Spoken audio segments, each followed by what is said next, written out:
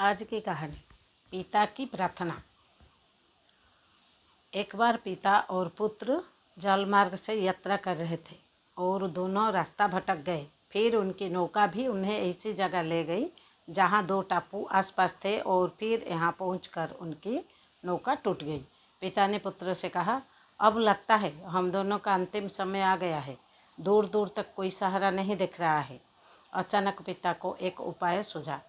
अपने पुत्र से कहा कि वैसे भी हमारा अंतिम समय नज़दीक है, तो क्यों न हम ईश्वर की प्रार्थना करें। उन्होंने दोनों टापू आपस में बांट लिए, एक पर पिता और एक पर पुत्र, और दोनों अलग अलग टापू पर ईश्वर की प्रार्थना करने लगे। पुत्र ने ईश्वर से कहा, हे भगवान, इस टापू पर पेड़ पौधे उग जाए जिसके फल फूल से हम अपनी भूख मिटा सकें। ईश्वर ने प्रार्थना सुनी गई। तत्काल पेड़ पौधे उग गए और उसमें फल फूल भी आ गए। उसने कहा, यह तो चमत्कार हो गया। फिर उसने प्रार्थना की, एक सुंदर स्त्री आ जाए जिससे हम यहाँ उसके साथ रहकर अपना परिवार बसाएं। तत्काल एक सुंदर स्त्री प्रकट हो गई।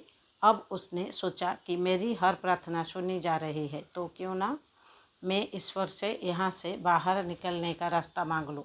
उसने ऐसा ही किया। उसने प्रार्थना की, एक नई नाव आ जाए जिसमें सवार होकर मैं यहाँ से बाहर निकल सकूँ। तत्काल नाव प्रकट हुई और पुत्र उसमें सवार होकर बाहर निकलने लगा। तभी एक आकाशवाणी हुई, बेटा तुम अकेले जा रहे हो, अपने पिता को साथ नहीं लोगे? पुत्र ने कहा, उनको छोड़ो। प्रार्थना तो उन्होंने भी की, लेकिन आपने उनकी एक भी नहीं सुनी। शायद उनका मन पवित्र नहीं है, तो उन्हें इसका फल भोगने दो ना। आकाशवाणी ने कहा, क्या तुम्हें पता है कि तुम्हारे पिता ने क्या प्रार्थना की? पुत्र बोला, नहीं। आकाशवाणी बोली, तो सुनो, तुम्हारे पिता ने एक ही प्रार्थना की है, भगवान, मेरा बेटा आपसे जो मांगे उसे दे देना, और जो कुछ तुम्हें मिल रहा है उनकी प्रार्थना का परिणाम है।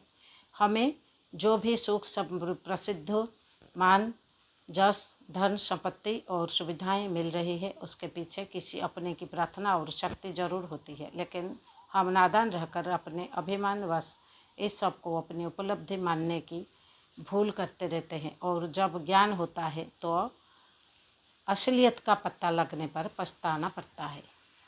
ओम शांति।